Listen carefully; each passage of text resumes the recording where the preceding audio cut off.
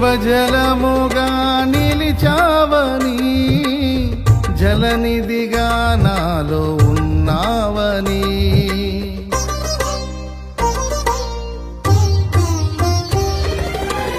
జనులకు దీవెనగా మార్చావని, జగతిలో సాక్షిగా ఉంచావని, ఉత్సాహగానమునే పాడనా, ఉత్సాహగానమునే పాడనా,